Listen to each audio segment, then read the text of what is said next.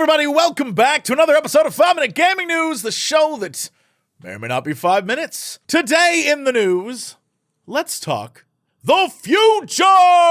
But first, the FTC. As we learned yesterday, Xbox is playing hardball. They are actively trying to get rid of Sony as a competitor in the gaming console space. Well, Sony, in recent filings with the FTC, the Federal Trade Commission, in deposition, CEO of Sony Interactive Entertainment and President Jim Ryan, my favorite Gordon Ramsay cosplayer, he said that essentially if Microsoft gets Activision Blizzard in this acquisition, the PS6 and any future consoles will be kept from the publisher. As reported by Axios' Stephen Totilo, who is on it, in an FTC versus Microsoft Activision Blizzard King deposition, PlayStation chief Jim Ryan said that if deal closes, Sony couldn't tell Activision about its next console. He's then asked about Sony working with Mojang Minecraft after Microsoft bought them. Discussion is redacted, but Ryan says it supports this concern, which is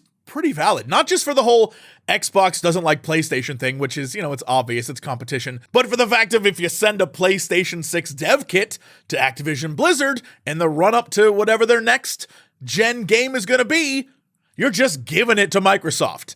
And I can understand why PlayStation, if Xbox is playing hard, they're gonna play hard too. Which would then potentially mean any Call of Duty, for example, that would show up on PlayStation, a PlayStation 6, would be built around PlayStation 5 specs, which is a whole other thing. Jim Ryan went on to say, "We simply could not run the risk of a company that was owned by a direct competitor having access to that information," he told the regulator. And while we're here, speaking of PS6, since he's talking about it, we now have a better understanding of when that could be. According to IGN, in documents released today, Microsoft discussed the 10-year duration of its commitment to Sony to release Call of Duty games on PlayStation platforms should the deal go through. This term would in any case go beyond the expected start period of the next generation of consoles in 2028, Microsoft said. Thus, Call of Duty will be published on successor PlayStation consoles should one be released during the term of the agreement. And as I just said,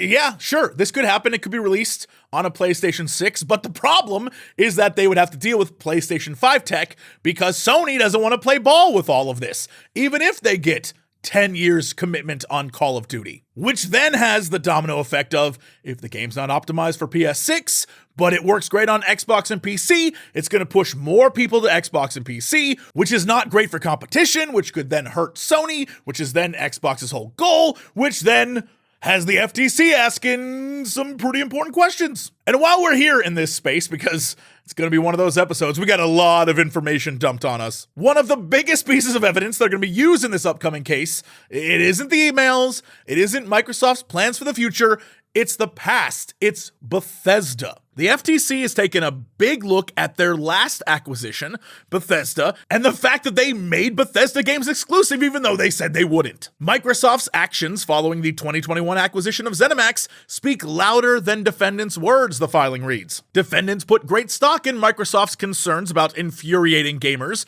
if it were to foreclose rivals' access to Activision content.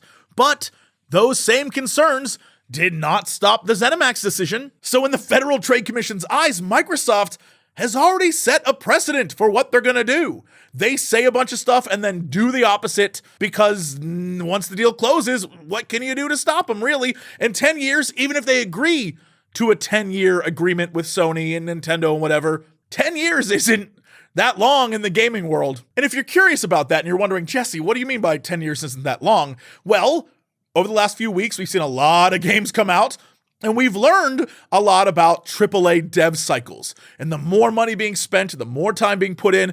And most games right now that are at the high AAA level, 5 years, 6 years to make one game. I mean, just look at Grand Theft Auto, right? Like, how long has that been? Or Starfield, or it takes a long time. At minimum, 3 years to make a game.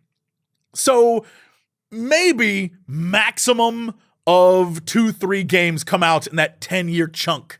And that's not a lot in the grand scheme of gaming. The filing by the FTC then went on to address Microsoft's defense, stating, Defendants tried to distinguish Redfall and Starfield as being unlike Call of Duty because those games do not materially feature multiplayer play or lacked existing cross-platform gaming communities. However, it noted this distinction had no role in Microsoft's ZeniMax decision, which applied to all future ZeniMax games. And so, here we are. In the UK, the CMA is focused on the cloud gaming aspects of it. Here in the US, the FTC is focused on the competitive, fair nature of it.